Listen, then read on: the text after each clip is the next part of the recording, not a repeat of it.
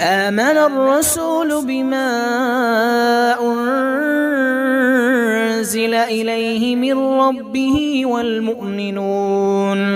كل آمن بالله وملائكته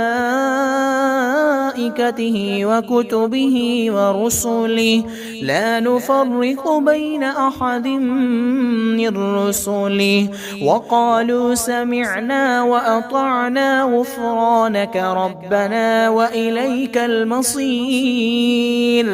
لا يكلف الله نفسا إلا وسعها لها ما كسبت وعليها ما اكتسبت ربنا لا تؤاخذنا